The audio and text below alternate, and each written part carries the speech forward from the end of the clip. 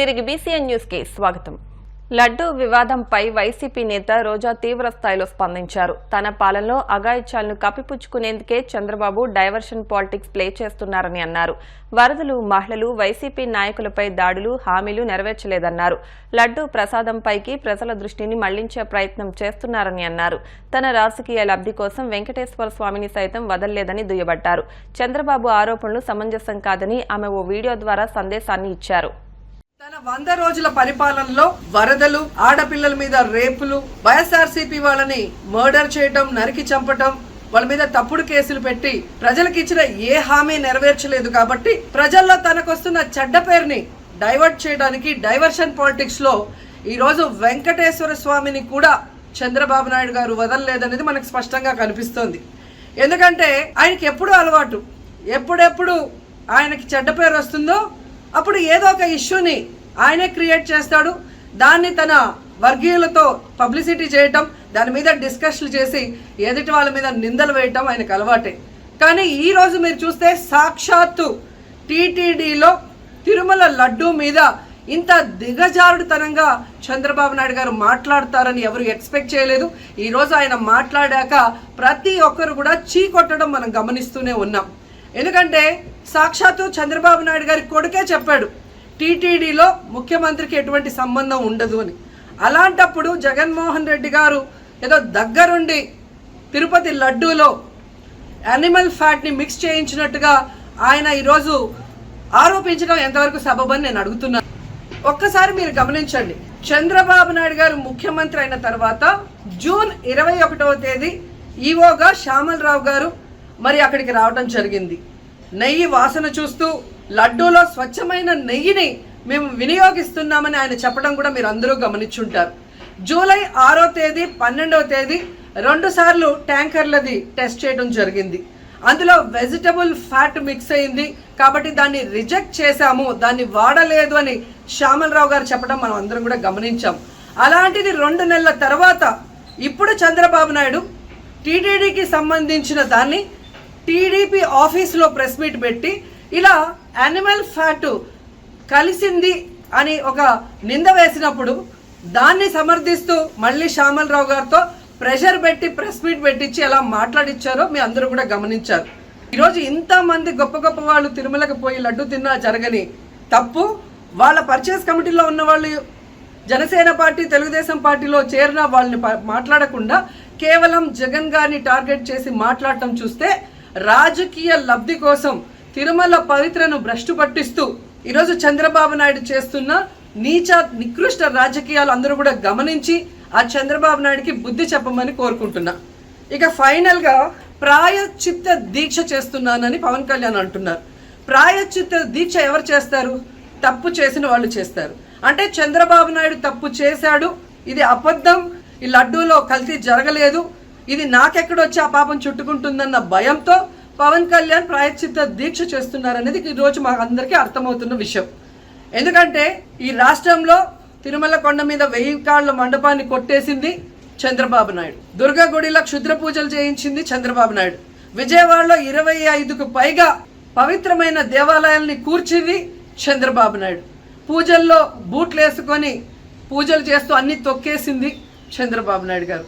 ఇలాంటి చంద్రబాబు నాయుడు కోసం ఎన్ని ప్రాయశ్చిత్త దీక్షలు చేసినా ఆయనైతే దేవుడు క్షమించడు.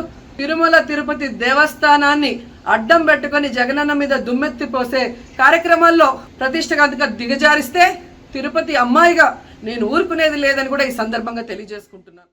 అనంతపురం జిల్లా వెడపనకల్లు మండలం గడేకల్ గ్రామంలో నిర్వహించిన ఇది మంచి ప్రభుత్వం కార్యక్రమంలో మంత్రి పయ్యావుల కేశవ్ పాల్గొన్నారు. ఈ సందర్భంగా మంత్రి మాట్లాడుతూ గత ప్రభుత్వం రాష్ట్రాన్ని అప్పుల పాలు చేసిందన్నారు. ఆర్థికంగా నష్టపోయిన రాష్ట్రాన్ని ముఖ్యమంత్రి చంద్రబాబు అభివృద్ధి పదంలో నడిపించేందుకు ఎంతో కృషి చేస్తున్నారని అన్నారు. అనంతరం బైలుగుప్ప మండలం జీడిపల్లి రిజర్వాయర్ను మంత్రి పయ్యావుల కేశవ్ పరిశీలించారు. మంత్రి జీడిపల్లి రిజర్వాయర్ చుట్టుపక్కల ఉన్న పొలాల రైతుల పరిస్థితి గురించి అడిగి తెలుసుకున్నారు. రిజర్వాయర్ నుంచి ఏమైనా సమస్యలుంటే అధికారులతో మాట్లాడి వాటిని వెంటనే పరిష్కరిస్తామని అన్నారు. ముంపు గ్రామాలకు ఎలాంటి ఇబ్బందులు లేకుండా చూస్తామన్నారు. పొద్దున్న 10 గంటల నుంచి రాత్రి 10 గంటల వరకు కూడా సెక్రటరియట్ లోనే పనిచేసుకుంటా ఉన్నాం. ఎందుకంటే గాడి తప్పిన కుటుంబాన్ని గాడిని పెట్టడానికి ఎంత కష్టమో ప్రభుత్వంలో చంద్రబాబు నాయుడు గారు నా మీద పెట్టినటువంటి నమ్మకాన్ని నిలబెట్టుకోవడం, మీరు నాకు ఇచ్చినటువంటి ఈ అవకాశాన్ని నమ్మకాన్ని నిలబెట్టుకోవడమే నా ముందున్నటువంటి ఏకైక లక్ష్యం అనేటువంటిది కూడా ఈ సందర్భంగా చెప్తా ఉన్నాను. నేను ఎప్పుడూ చెప్పేది ఒకటే, 30 ఏళ్లలో నాకు కొమ్ములు రాలేదు, నెత్తి కళ్ళెక్కలేదు. ఈ రోజు రావు, ఇంకొక 5 ఏళ్లకి, ఇంకొక 10 ఏళ్లకి చచ్చేంత వరకు కూడా నాకు కొమ్ములు రావు, నెత్తి కళ్ళెక్కవు అనేటువంటిది మాత్రం మీకు చెప్పదలుచుకో ఉన్నాను. మీలో ఒకడిగా, మీ వాడిగానే ఉంటాను. ఎప్పుడు చెప్పినట్టుగానే మీకోసం మొదటి కూలీగానే పనిచేస్తాను అనేటువంటిది ఈ సందర్భంగా కూడా చెప్తా ఉన్నా. ఆలస్యం కావచ్చు కొన్ని పనులు, ఎందుకంటే పని ఒత్తిడి చాలా ఉంటుంది, అన్ని శాఖలకి సంబంధించినటువంటివి. దీంట్లో కొంత ఆలస్యం కావచ్చు. ఆలస్యం అయితేనే అలగొద్దండి, మళ్ళీ మళ్ళీ చెప్తున్నా, అలగొద్దండి. 1-2 సార్లు అడగండి. అభిమానం ఉన్న దగ్గర అలకలు వస్తాయి, నాకు అది కూడా అర్థమవుతుంది. నేను చెప్పినా అన్నయ్యకి 2 సార్లు చెప్పినా పట్టించుకోలేదు, ఇట్లాంటి అలకలొద్దు. 3వసారి అడగండి, 4వసారి అడగండి. నేనేం విసుక్కునేవాడు కాదు, బేజారు చేసుకునేవాడు కాదు. కాబట్టి పని చేసుకుంటా పోదాం. నేను, మీరు, మనం అందరం కలిసి పనిచేస్తే ఇడున్నటువంటి అధికారులు మన ప్రాంతాన్ని అభివృద్ధి చేసుకుని, మన జిల్లాని అభివృద్ధి చేసుకునే దానికి ఖచ్చితంగా నేను పనిచేస్తూనే ఉంటాను అనేటువంటి తెలియజేస్తా ఉన్నాను. మరి ఈరోజు 5 ఏళ్లలో ఏ పని చేయలే. పొద్దున్నే మామూలు సాక్షి పత్రిక ఎప్పుడు చూపించింది. 100 రోజుల్లోనే పయ్యావుల కేశవు అందరినీవా పట్టించుకోలేదు, ఇంకోటి పట్టించుకో. నాయన 5 ఏళ్లలో అందరినీవా ఏడుందో చూసినారా మీరు? కానీ జగన్మోహన్ రెడ్డి కానీ, విశ్వేశ్వరరెడ్డి కానీ ఎవరన్నా పోయినారా? కాలం ఏడుందో చూసినారా? జీబీసీకి నీళ్లు ఎండిపోతే తిరిగి చూస్తారా?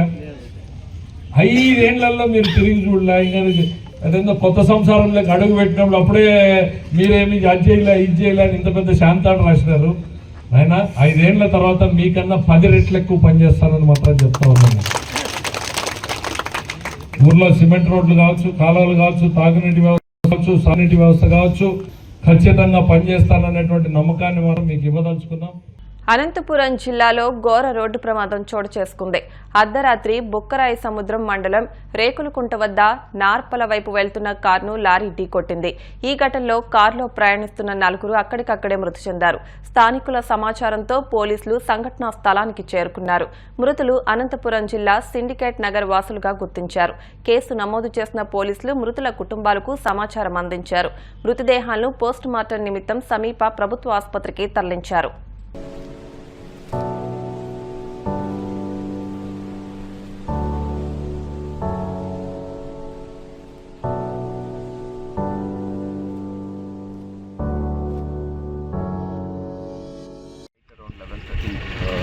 మధ్యన ఒక unfortunate incident. So lorry and ఒక ఇన్నోవా మధ్యన జరిగినటువంటి ఒక హెడ్ ఆన్ పొల్యూషన్లో 4 మెంబర్స్ చనిపోవడంతో ఒకరు ఇంజూర్ అయి ఉన్నారు. దీంట్లో ఎవరి మిస్టేక్ అనేది అసెస్ చేస్తున్నాము. ప్రిలిమినరీ ఇన్వెస్టిగేషన్, ప్రిలిమినరీ ఇన్ఫర్మేషన్ ప్రకారం ఇట్ సీమ్స్ కార్ వాళ్ళకి మిస్టేక్ కనపడుతూ ఉంది. The further investigation will be able to ascertain. As such, road వరకు కానీ ఎన్ఫోర్స్మెంట్ వరకు కానీ దాని పరంగా ఇక్కడ మిస్టేక్స్ అనేది కనపడట్లేదు. It's a straight road.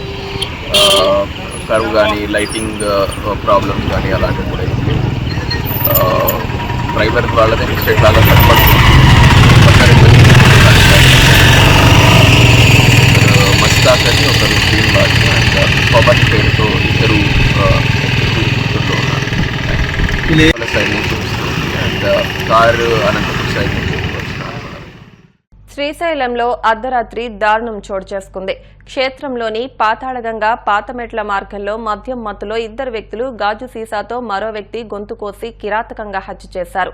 అర్ధరాత్రి సంఘటన జరగడంతో పక్కనే ఉన్న చెత్త పేపర్లు సేకరించే వ్యక్తులు చూసి స్థానిక పోలీసులకు సమాచారం ఇచ్చారు. విషయం తెలుసుకున్న శ్రీశైలం పోలీసులు ఘటనా స్థలానికి చేరుకుని క్షతగాత్రుడిని ప్రభుత్వ ఆసుపత్రికి తరలించగా అప్పటికే అశోక్ మృతి చెందినట్టు వైద్యులు నిర్ధారించారు. రాత్రి మద్యం మత్తులో ఉండగా వీరి మధ్య సంఘర్షణ జరిగినట్టు తెలుస్తోంది. 2 వ్యక్తులు కలిసి అశోక్ అనే వ్యక్తిని హత్య చేసినట్టు పోలీసులు నిర్ధారణకు వచ్చారు. వార్తలు ముగించే ముందు ముఖ్యాంశాలు మరొకసారి. తిరుమల లడ్డూ తయారీకి వాడిన కల్తీ నెయ్యిపై విచారణ చేయిస్తాం. రాజకీయ ముసుగులను తొలగిస్తామన్న CM Chandrababu. Kakinada gold merchants Ganapati మండపంలో ఘనంగా అన్న సమారాధన. ముఖ్య అతిథులుగా హాజరైన ఎంపీ ఉదయ్ శ్రీనివాస్, ఎమ్మెల్యేలు.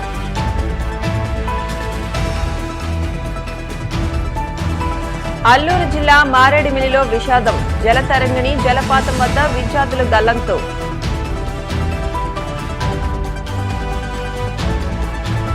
అనంతపురం జిల్లాలో ఘోర రోడ్డు ప్రమాదం. కారును ఢీకొట్టిన లారీ, 4 అక్కడికక్కడే మృతి. ఈ వార్తలు ఇంతటితో సమాప్తం. మరిన్ని వార్తల కోసం BCN digital YouTube channel, Facebook page ను ఫాలో అవ్వండి. అప్డేట్ వార్తల కోసం ప్లీజ్ సబ్స్క్రైబ్.